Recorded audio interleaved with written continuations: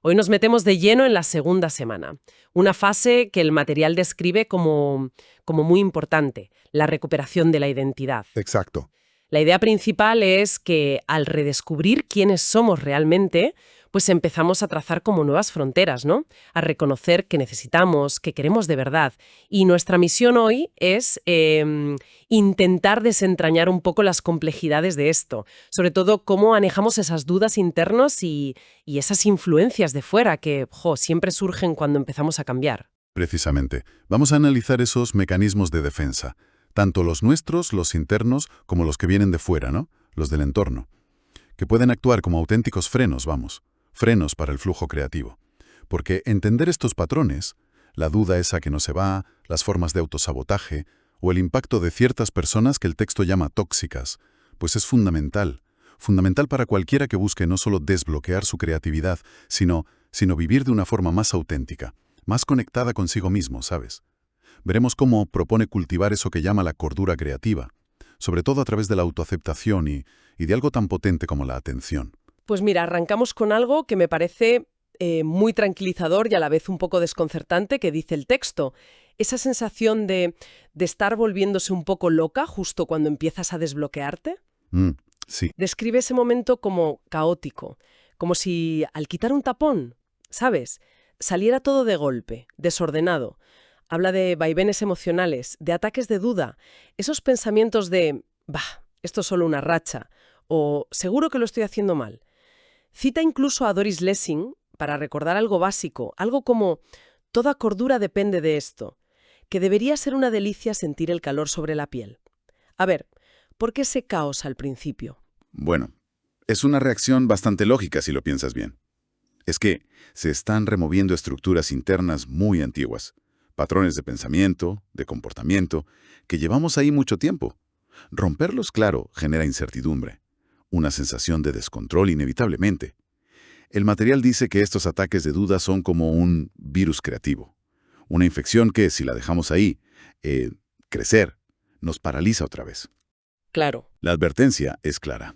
Dar crédito a esas dudas es la forma más segura de quedarse atascado. Y el antídoto que propone es, bueno, parece sencillo, pero es potente. Las afirmaciones positivas. Específicamente diseñadas para contrarrestar ese autoodio que a menudo se disfraza de simple duda o de realismo, ¿no? Entiendo. Y junto a la duda, alerta sobre el autosabotaje. Pone un ejemplo muy concreto, ese impulso casi irrefrenable que te puede dar de querer enseñar las páginas matutinas. Sí. Esos escritos íntimos, ¿no?, del proceso, enseñárselos a otros.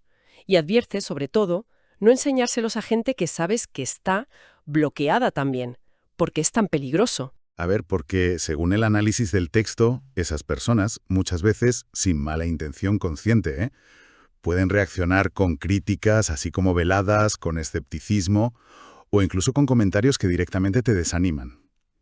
Y nuestra vulnerabilidad en esa fase inicial es máxima. Claro, estás como muy expuesta. Exacto. Y esa opinión negativa puede ser suficiente para cerrarte en banda otra vez.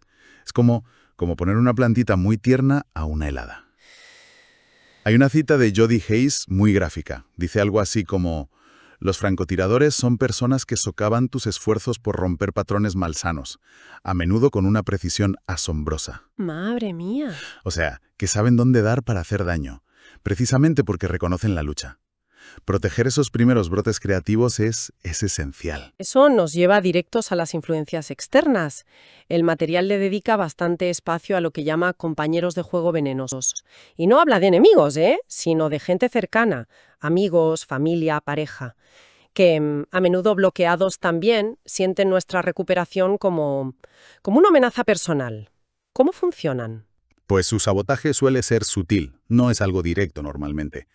Pueden quitarle importancia a tus logros, sembrar dudas, recordarte fracasos pasados, o simplemente cambian de tema cuando hablas de tus avances creativos. El texto sugiere que, inconscientemente, a esta gente le compensa seguir bloqueada. ¿Les compensa? Sí, bueno, quizá obtienen atención siendo víctimas, ¿sabes? O por autocompasión, o simplemente les da pánico al cambio que ven en nosotros porque les obliga a mirarse a ellos mismos. Hay una frase de Robert Louis Stevenson que lo clava. Dice algo como: Saber lo que prefieres en lugar de decir amén humildemente a lo que el mundo te ofrece significa que has mantenido tu alma con vida. Pues estos compañeros venenosos, en cierto modo, han dejado que su alma creativa se duerma. Y no quieren que la nuestra despierte, claro. Y menciona también la culpa que intentan generar, ¿verdad? Como si dedicarte a ti misma, a tu creatividad, fuera egoísmo puro. Cita a Shakti Gawain. Cada vez que no sigues tu guía interior, sientes una pérdida de energía, una sensación de muerte espiritual. Parece que estos compañeros intentan justo eso, desconectarnos de esa guía. Exacto. Por eso la recomendación principal es protegerse activamente. Tratar a ese artista interior que está saliendo como si fuera un niño pequeño y vulnerable. Necesita entornos seguros, nutrición constante, límites claros. La clave que propone el texto es la autoalimentación, o sea, cuidar de tus propias necesidades creativas y espirituales. Y esto conecta con la idea del gran creador, esa fuente de inspiración o energía universal con la que buscas conectar a través del proceso creativo. Priorizar esta conexión y las prácticas que la alimentan, como las páginas matutinas o las citas con el artista, no es egoísmo, es la condición necesaria para que la creatividad florezca. Sugiere ser un ejemplo con tu propia recuperación, sí, pero sin intentar rescatar a nadie, y sobre todo sin dejarte arrastrar por los miedos o el sabotaje de otros. Hay que dibujar, dice, un círculo sagrado alrededor de este proceso. Influencias externas. El texto mete otra figura que me ha parecido, especialmente llamativa. Los enloquecedores, los crazy makers. Los describe como gente a menudo carismática, magnética incluso, pero que generan constantemente caos, drama, confusión y te absorben la energía y el tiempo. El ejemplo del director de cine famoso es brutal. Sí, es un arquetipo muy reconocible, ¿verdad? El rey enloquecedor del ejemplo creaba un ambiente de trabajo tóxico, lleno de paranoia, exigencias irracionales, cambios de humor impredecibles. Agotaba completamente a su equipo. Pero lo interesante es el análisis de la dinámica. El enloquecedor opera desde una posición de poder, real o percibido, y se alimenta, literalmente, de la energía y la atención de los demás. Su caos es una forma de control.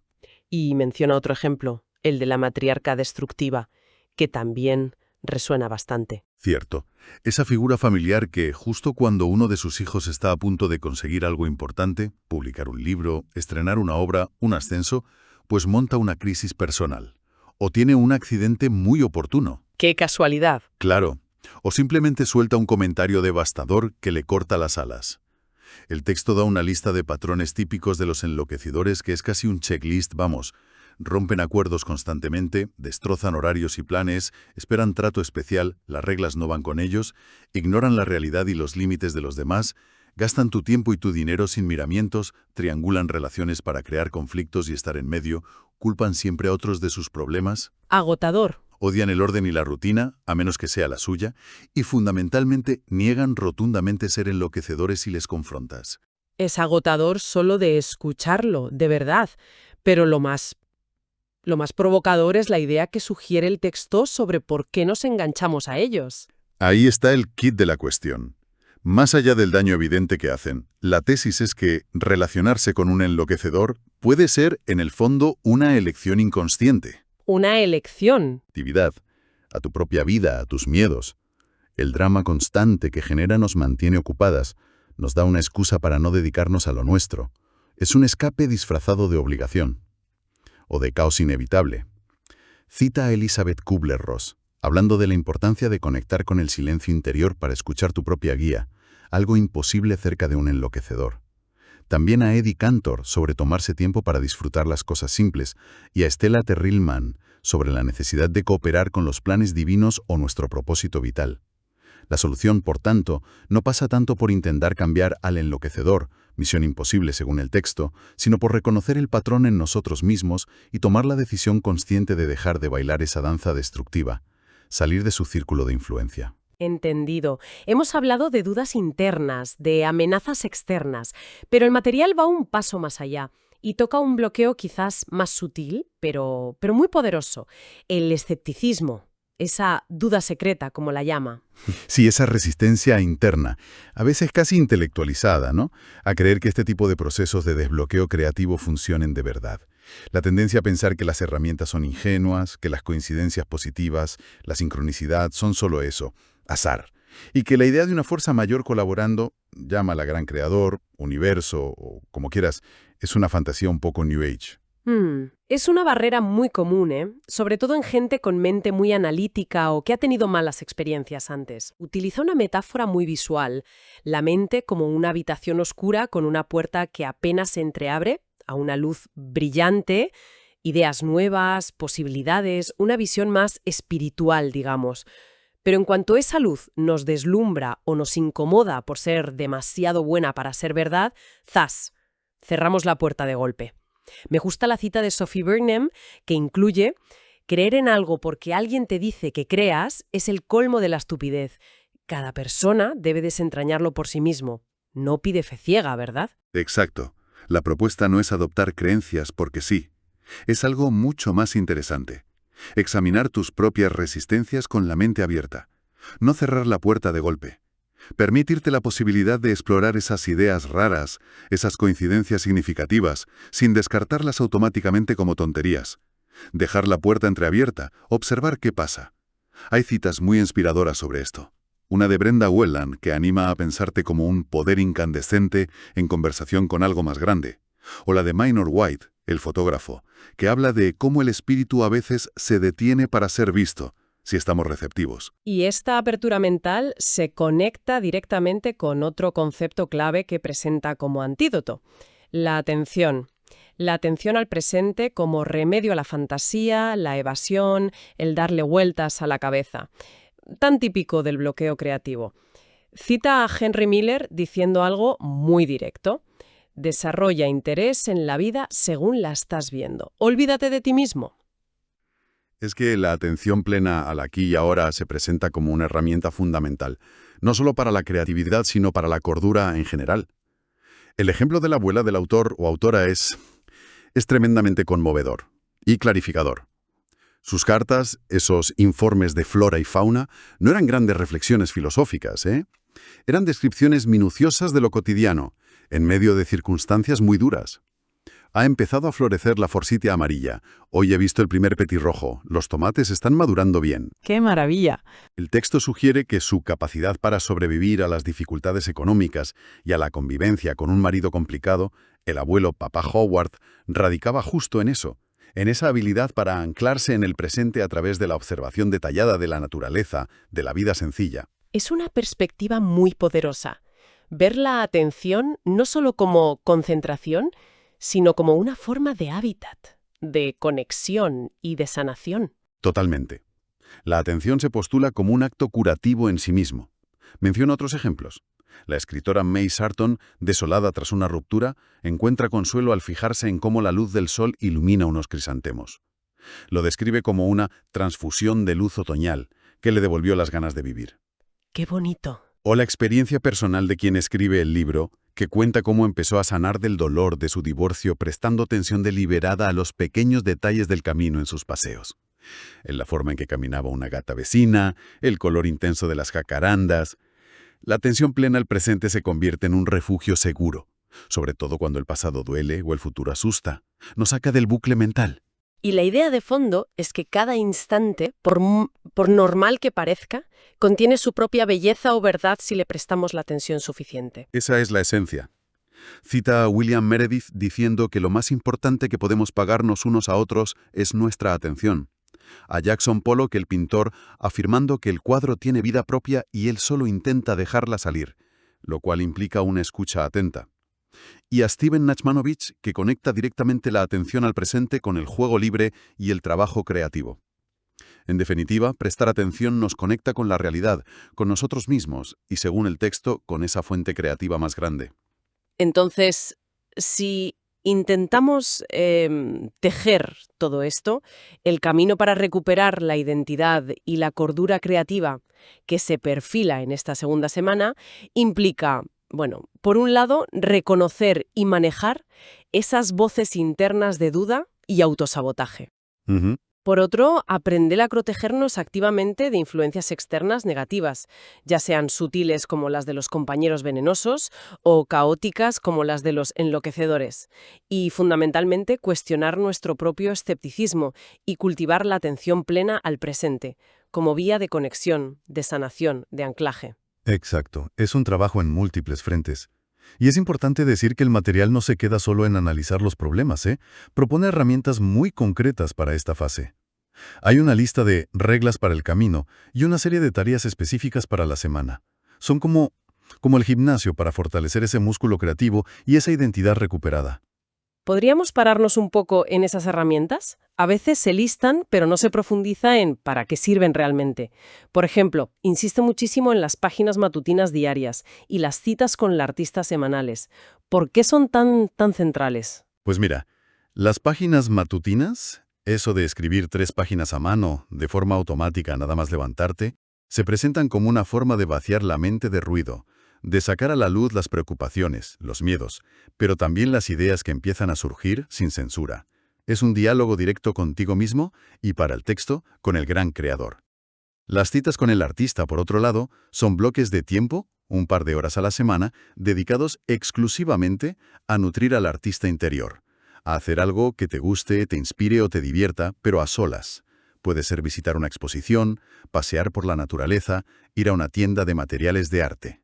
La idea es recargar las baterías creativas y demostrarle a esa parte tuya que es importante. Tiene todo el sentido, como cuidar de ese niño interior vulnerable que mencionabas antes. Y propone otros ejercicios más introspectivos, como la tarta de vida. ¿En qué consiste eso? Es una herramienta de diagnóstico visual muy útil, la verdad.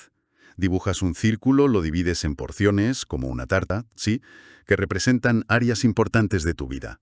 Espiritualidad, ejercicio, juego, diversión, trabajo, amigos, romance, dinero, etc. Y luego sombreas cada porción según tu nivel de satisfacción actual en esa área. Verlo así gráficamente ayuda mucho a identificar desequilibrios y a ver dónde necesitas poner más atención o energía. Es una forma de aplicar esa atención de la que hablábamos a tu propia vida, pero de forma estructurada. Entiendo, ayuda a concretar dónde pueden estar los bloqueos o las fugas de energía vital. También menciona hacer listas, como 10 cosas que me gustaría disfrutar más o 5 cambios que me gustaría hacer en mi vida. Parecen ejercicios sencillos, pero supongo que el poder está en hacerlos conscientemente. Exacto. Te obligan a salir del piloto automático, a conectar con deseos y necesidades reales que a menudo ignoramos. Fijar metas pequeñas y alcanzables, buscar apoyo adecuado, gente que sí te nutra. Centrarte en el proceso creativo más que en el resultado final. Todas son estrategias para ir reconstruyendo esa confianza y esa identidad creativa desde la acción cotidiana. No solo desde la reflexión, son pasos prácticos para encarnar los conceptos que hemos estado hablando. Queda claro entonces que esta exploración nos muestra que la recuperación de la creatividad y la identidad no es algo pasivo, no, es un compromiso activo. Requiere autoconocimiento para detectar nuestros patrones de duda y sabotaje, valentía para poner límites firmes frente a influencias tóxicas y disciplina para cultivar esa conexión profunda con el presente, a través de la atención y de prácticas concretas. Reconocer qué nos bloquea, tanto dentro como fuera, parece ser el primer paso indispensable para empezar a liberarnos de verdad. Y quizás, como reflexión final que se desprende con mucha fuerza de todo lo que hemos analizado hoy, sobre todo de ese poder curativo de la atención, si prestar atención al momento presente es realmente tan crucial para nuestra cordura, para nuestra vitalidad creativa, ¿qué pequeño detalle del entorno inmediato de quien nos escucha, ahora mismo, uno de esos que normalmente pasamos por alto por la prisa o la preocupación, podría contener una visión inesperada? Quizás una textura, un sonido, un juego de luces. ¿Podría ese detalle, si se le presta atención un instante, ofrecer una pequeña dosis de belleza? ¿Un respiro? ¿Un instante de paz? Tal vez, como sugiere el material, detenerse a notarlo sea aquí y ahora el comienzo de una nueva y sanadora conexión.